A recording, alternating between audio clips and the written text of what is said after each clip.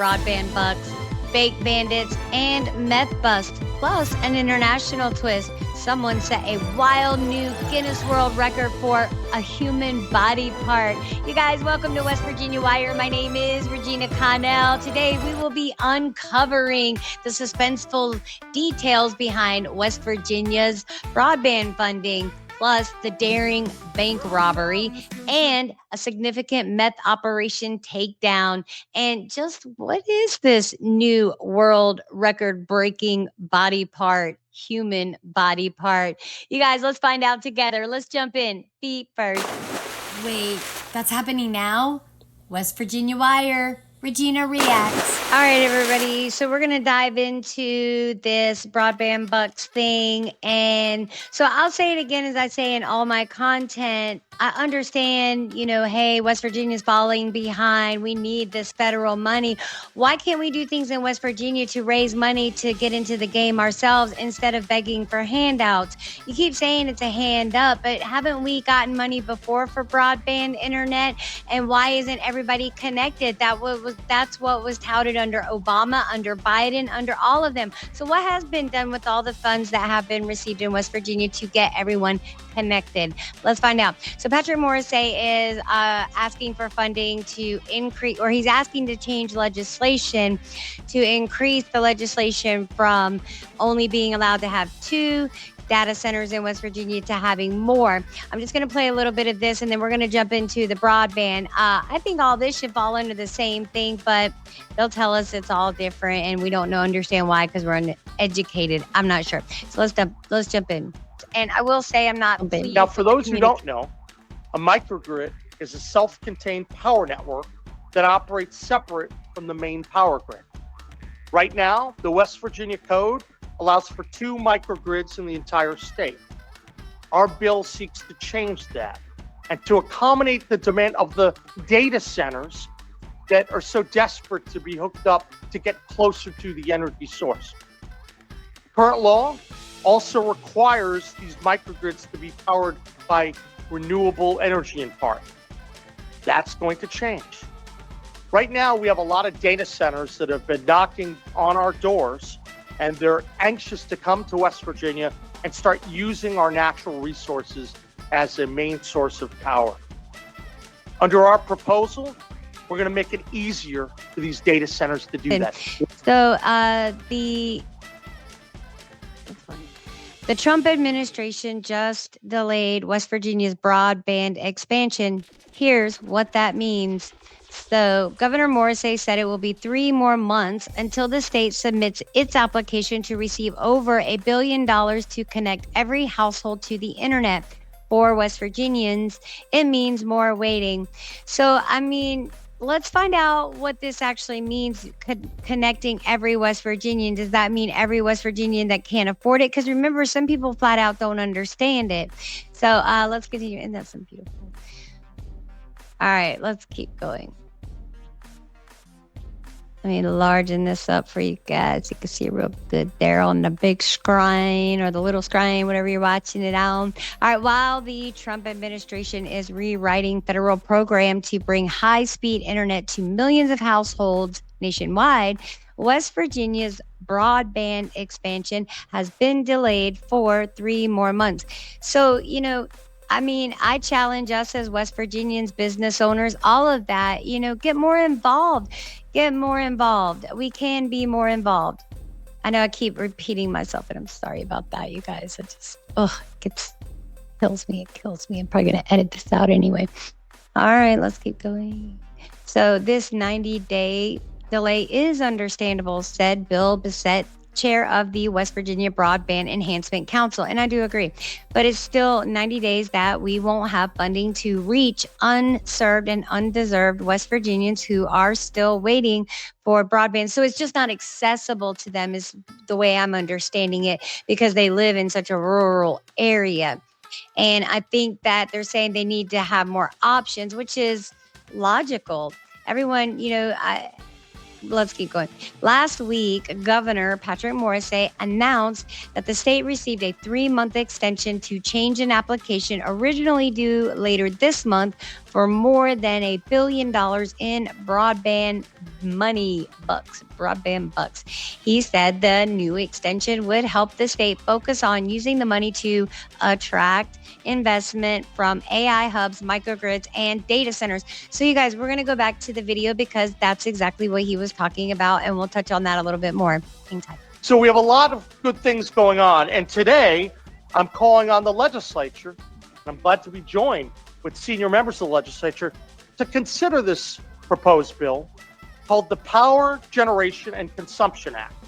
It utilizes our coal and natural gas and water resources, and once again, makes West Virginia #1 in the country in terms of attractiveness. Well, Development in West Virginia, it utilizes our coal Consumption Act, which expands data center development in West Virginia. It utilizes our coal and natural gas and water resources, and once again, makes West Virginia #1 in the country in terms of attractiveness. Well, that doesn't sound unreasonable. This Power and Generation and Consumption Act can allow companies to develop independent energy grids using natural resources, positioning West Virginia as a prime location, once again, for data centers, for AI. It's about our national security. And I agree with him on that. I completely agree with him. I think we should be in the forefront, in the forerunning. We have the beautiful natural resources, the land, all of it. All right, guys, we're back in the same article, and let's continue on. All right, and this is completely logical, you guys. I think I read it before, but let's reread it. I'm going to repeat myself. He said the new extension would help the state focus on using the money to attract investments from AI hubs, microgrids, and data centers. So that, he's basically saying, in my opinion, that, like, if we were to go on Shark Tank or pitch our business to anyone, we'd have to have some sort of definitive plan. And that includes some sort of economic plan and a realistic one, not an abstract one, right? We can use abstract modeling to a certain extent. We just need real-time data to get real-time solutions. So let's keep going. That's just my opinion. My opinion. All right, let's keep going, guys. So in a press conference Thursday, Morrissey said he met with federal officials in the Trump administration to learn more about the proposed changes to the Broadband Equity Access and Development Program. So you guys, let's remember that. I'm going to write that down.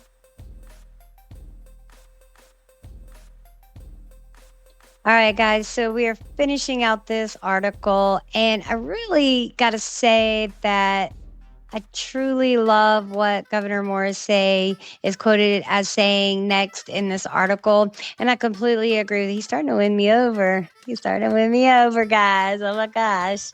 All right, let's keep going. So I want to make sure we do it right, he said. It would have been foolish to just submit something that was going to get rejected. And you know what? I agree with you, Governor Morrissey. I completely agree with you. Thank you for saying that.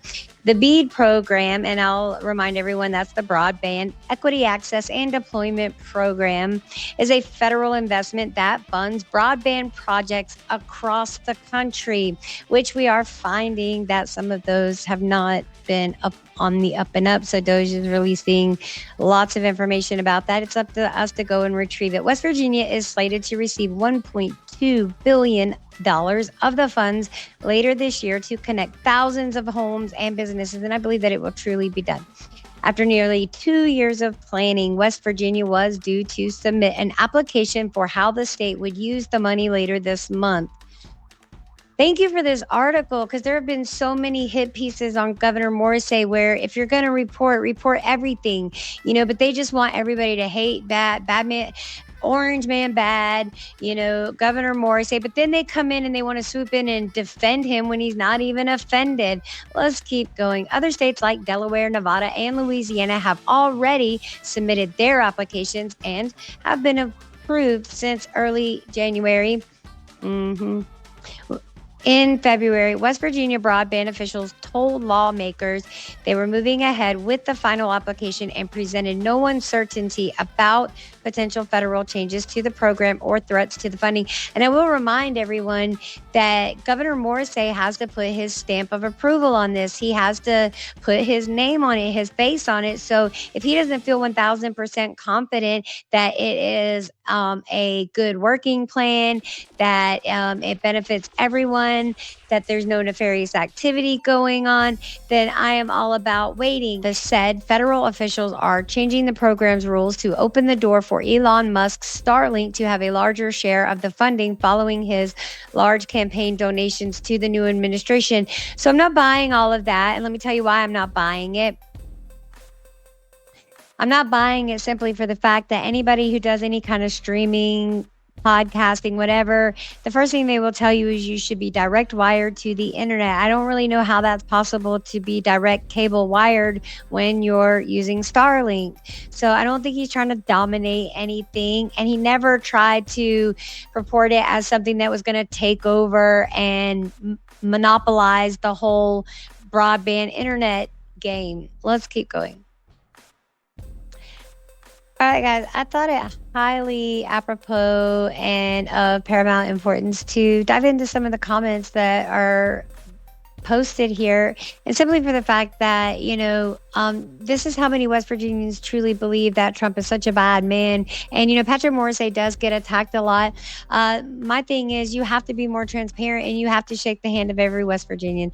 So here we go. Trump's team is reviewing who is getting the contracts and money. Want to take a closer look at who they choose for broadband services? Why don't you choose to get involved with your local community, get on your county commission board, go to those meetings, and let your voice be heard? If you sit around and say it wouldn't do any good, well, then nothing will ever get done. My mom always said, can't, never could do anything. There has been money allocated to provide internet for West Virginia during the Biden administration. Where has the money been spent? Waste, fraud, and abuse. And I couldn't agree more, Miss Patricia Kennedy. They put that money into a bank account and siphoned off the interest for a decade. I would have to agree. What happened to Manchin and Capito promising and running their campaigns on bringing that for at least 8 years? You guys, come on. I mean, think about it. Are they answering for any of this? And Manchin did quit politics because I tried to reach out to him myself. He sided with the Republicans. No, whatever. He won't return phone calls either. So they all say they're Republican. So I'm not sure. I don't know them. And I'm not sure they truly know West Virginians. And from my understanding, Patrick Morrissey, I don't know how long he's lived here. You can make it your home. Maybe somebody might want to find that out. Of course, one of the first things he did was pull all the infrastructure legislation, congressionally appropriated funds, once again violating. But what are you talking about? Okay. If he's talking about state and all of that, have you even listened in on the ridiculous things that they are talking about passing legislation on? Such things as whether someone can stand up on their motorcycle. And when the article was written, the person put in the headline, stand in their motorcycle. I'm not sure. All right, guys, let's switch gears. All right, guys, we are jumping into the Bank Bandit portion of this segment today, you guys. This happened in Logan County, which is our neighboring county. We are in Boone County, so Logan is just the next county over, and let's jump in. 2 people are facing charges after a bank robbery in West Logan yesterday. Brian Corbett and Charlena Wilburn are facing felony accessory charges after law enforcement noticed a car just sitting in a parking lot in South Charleston. According to the court documents, the car had been reported as a potential suspect vehicle related to the bank robbery at United Bank in the Aracoma area. Police watched the car until a second vehicle then pulled up, dropping off Brian Corbett. Corbett got into the suspicious car and then started off. Officers stopped Corbett and took him into custody, along with Charlena Wilburn, who was driving the second vehicle. Officers say they found a large amount of money inside Corbett's car, along with 4 bills marked as missing from the bank that had been robbed. More charges may be pending in this bank case. Robbed at gunpoint by Mike Browning. This was 3 days ago. All right. West Logan, West Virginia. A man wearing a disguise robbed the United Bank in West Logan Thursday afternoon. Logan County Sheriff P.D. Clemens told 13 News in an exclusive interview that the robbery happened just after noon on Wednesday.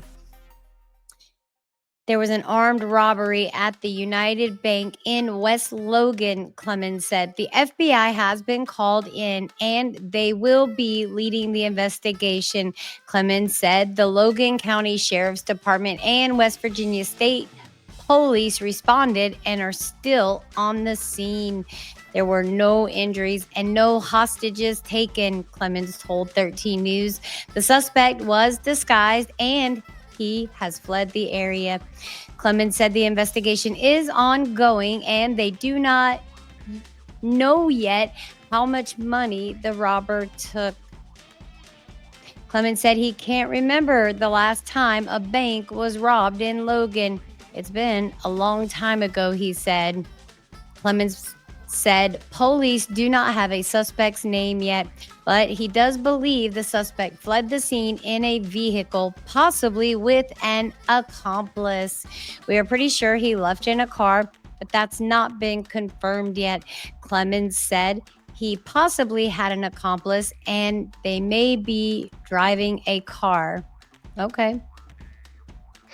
All right, guys. So you saw the newsreel. They have been apprehended. I wanted to be able to just give you a little context. The newsreel didn't really give a whole lot of context as to what had happened, what led up to the arrest and all of that. So let's dive into our final topic of the day. And don't forget, we still have our surprise twist coming up with the world's breaking Guinness record body part. All right, guys. All right, guys, so we're moving on to our final segment in this video, and this is 7 people sentenced in connection to West Virginia drug trafficking operation. So this is by Austin Sims 3 days ago. Let me bring it up on the screen big and large for you guys. All right, and this is good news. Anytime we're getting this stuff off the streets, it is a win. So we want to thank our West Virginia law enforcement from the local county, city level to the state level. All right, here we go. Martinsburg, West Virginia. 7 individuals have been sentenced for their roles in a large-scale drug trafficking ring that moved fentanyl, methamphetamine, and cocaine from Baltimore into West Virginia's eastern panhandle. So, my man Wise with a righteous perspective. So it moved from Baltimore. So hopefully we got some of those criminals, and let's continue the story. All right. So the case stems from a January 2024 indictment against Gary Brown Jr. and 81 others, accusing them of distributing substantial quantities of illegal drugs in Berkeley and Jefferson County. Of the 82 defendants, 80 have been convicted and 44, including the 7 sentenced this week, have received their punishment.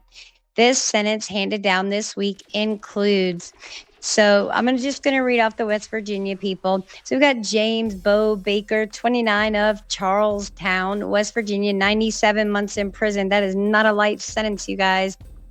All right, and here's our second West Virginian, Caitlin Ashley Knight, 32, of Falling Waters, West Virginia, 3 years probation. I hope you do the best with it. There were a lot of West Virginians involved in this.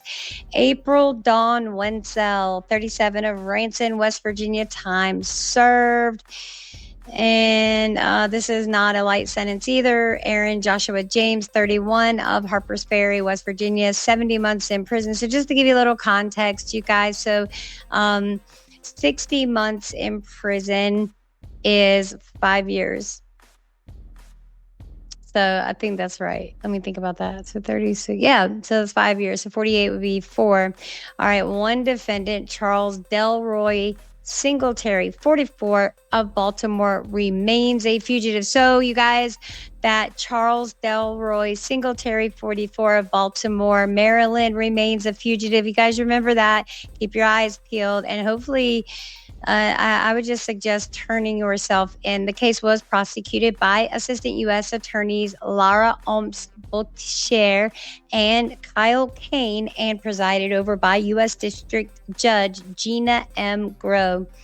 The investigation was led by multiple federal, state, and local agencies, including the FBI, DEA, Homeland Security Investigations, ATF, U.S. Marshals, and several West Virginia and Virginia law enforcement departments. So, you guys, huge shout out to West Virginia law enforcement, as well as all of the other law enforcement entities and agencies, and especially when we see them in such a collaborative effort working together. This effort was part of the Organized Crime Drug Enforcement Task Force's OCDETF initiative, which targets high-level criminal organizations through a multi-agency approach. And I just love that. And especially reading something like that, you guys, that gives me more hope and more, I'm more inspired when hearing about this violent crime task force unit that has just been formed in the state of West Virginia to captain the ship of, and it's involving the FBI and surrounding states as well as counties in West Virginia. So let's see what happens with all of it. All right, you guys, that wraps it up for our three main topics. So I do want to sprinkle in a little something from Boone County. Some students here in Boone County, important to recognize it. So 2 Boone County students honored for voter registration efforts at school. And this story is by Shannon Stowers. I hope I'm pronouncing that right. So it's March 31st. So these are the students. You can see them with their little certificates. This is amazing. So Charleston, West Virginia, 2 Boone County students were honored by state officials Monday for their effort to register their classmates to vote. Macy Davis and Jillian Toney, both seniors at Sherman High School, were designated as honorary secretaries of state for their voter registration efforts among their peers, according to a news release from West Virginia Secretary of State Chris Warner's office. All right. Macy and Jillian demonstrated great leadership skills by working together to get their... Let me try this again. Macy and Jillian demonstrated great leadership skills by working together to get the entire senior class registered to vote, Warner said in the news release. Davis and Toney were nominated by their teacher, Abby Bolton, who is a former honorary Secretary of State. Nominations for the honor are only accepted by those high schools that qualify for the Jennings Randolph Award, which recognizes high schools that host student-led efforts to register at least 85% of the eligible student body. So you guys, I can't think of a better way or, than our students. Great job, Macy, and let me look one more time. Sorry, guys. So thank you one more time, Macy Davis and Jillian Toney. You guys are amazing. So keep up those great efforts. We thank you for it. All right, guys. So we are moving on to our final story. This is the, I'm going to let the video say it for itself. This is from the World Guinness Book of Records. Let's jump in feet first. My name is Chanel Tapper, and I am the Guinness World Record holder for female with the longest tongue. I like little fun, silly, or what have you, things like that. That's what makes my tongue, I feel, the most fun, when I can do things that are outside the box with it. Honestly, the best reaction I could ever get when somebody sees my tongue is screaming. I actually do like when people yell or scream or in shock or horror sometimes, but that's probably my favorite one because it's funny to me, to be honest. It's a dramatic response. I wonder if she's met Gene Simmons. I don't really like to bring up my record because a lot of times it kind of gets some flack, and I don't really like the attention. I deal with the attention when I have to, and it's totally fine, but just to have it for no reason is not really my thing. My favorite thing about being a record holder has to be when I get to travel and meet other record holders as well. It's fun, and of course, I get to see the parts of the world I've never seen before. The official measurement for my tongue, if I'm not mistaken, is around 3.9 inches.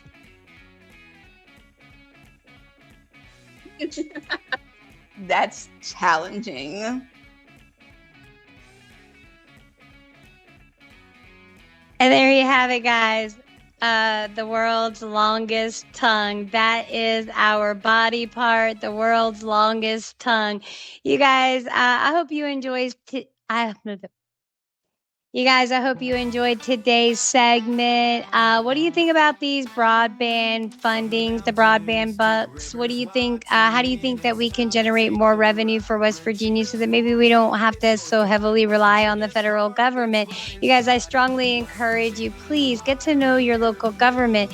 Find out how to get to your county commission board meetings, your city board meetings, your water board meetings, all of it is truly important. We can no longer not vote and complain about things. We have to be active, roll up our sleeves and jump in, and let's get it done, you guys.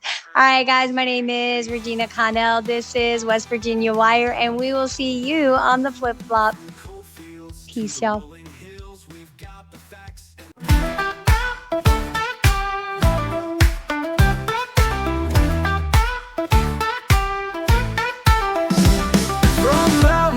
To the rivers wide, tune in, it's time to take the ride. Regina's voice, it's your guide. West Virginia's heart, it's right inside.